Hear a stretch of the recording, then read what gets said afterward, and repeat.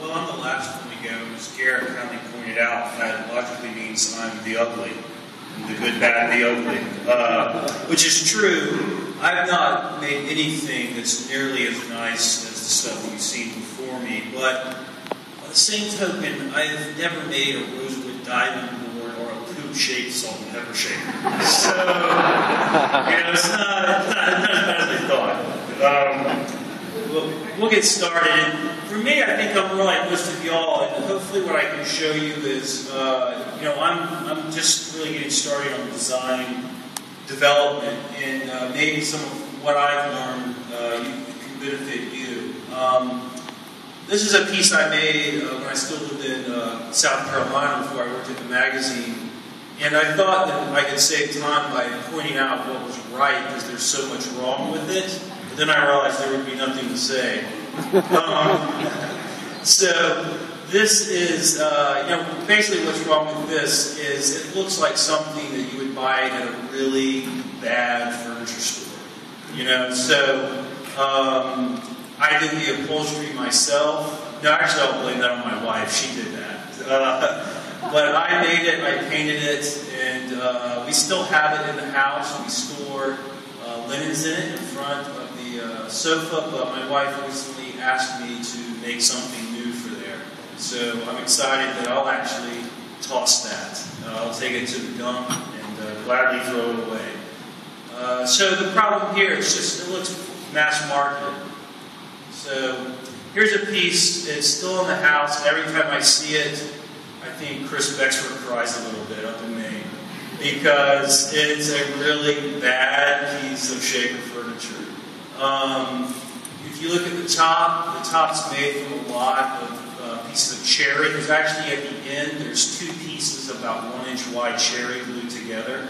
And there's some poorly done sap put on there. The legs are poorly shaped. Everything's too fat. It was so bad that, well, at the time I really liked it, but I liked it was put boiled linseed oil on it. I didn't even put a finish on it because I was kind of already starting to realize it wasn't so hot. You can see the sapwood down in the bottom of the legs. So, this one has bad lines and it has bad wood selection. So, early on I had problems with doing sort of stuff that looked like mass-produced furniture, bad lines, and bad wood selection. So now we're going to get into some stuff I've made since I've been in the magazine, which not only do I get exposed to great woodworkers like the guys up here, but also, Asa, we always do this off the clock. I talk to Mike all the time about designing furniture. And I'm sure Mike drives Mike crazy, but it's really helped me a lot to start finding my own voice. And this piece I made one night in the shop, and I tried to make it completely using the golden rule, the golden mean. And so it's the height and the width are proportionate according to the golden mean, and then the width and the length are. And I really like this piece. I like the straight grain that emphasizes the rectilinear shape. But after I made it, I realized that it really, even though it's the golden mean, it wasn't really good proportions. My eye told me it just wasn't quite right.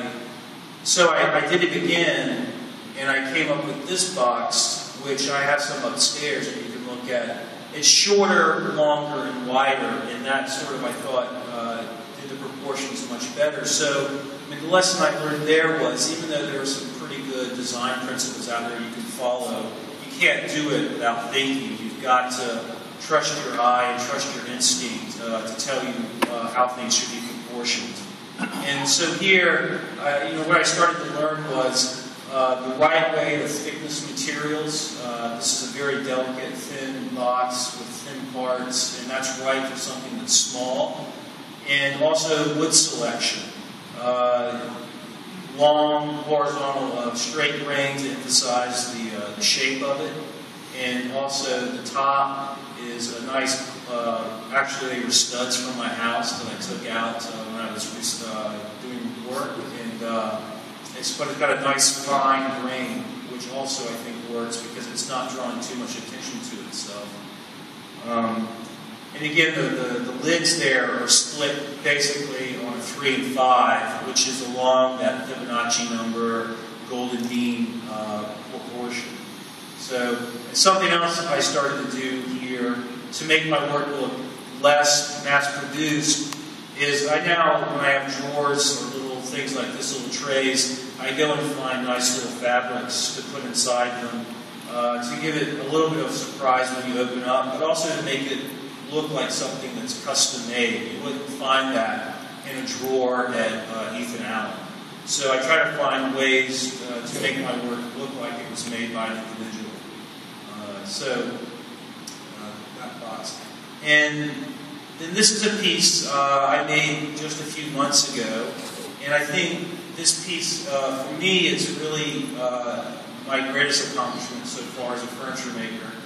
And you can see that the sides are only about 7/16 inches thick. The dividers are between the drawers are even thinner than that. They're probably maybe 7/16, probably 5/16.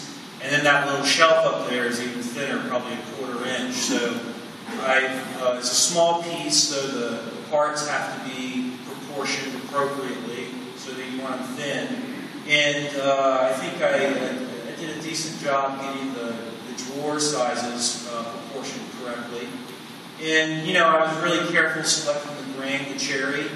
It's actually a 4-corner match all the way around. It's really pretty much riffs-on cherry, which allows the wood, the lines of the pieces to be emphasized as opposed to the grain of the wood.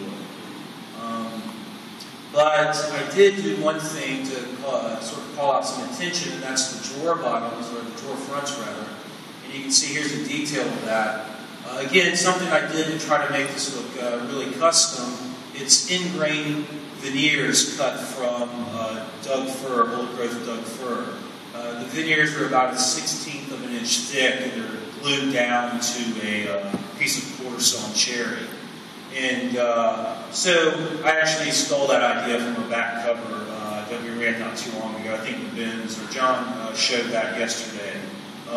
That really cool piece from Texas with the longleaf pine. So again, what I've learned is proportioning your parts appropriate to the size of the furniture, and then also trying to find something, like Garrett said, small things that you can do to make your pieces look custom made, and to get away from that mass marketed stuff. So, when my wife now, she'll ask me, look, I see this piece in the Pottery Barn, can you build that? My answer is always no.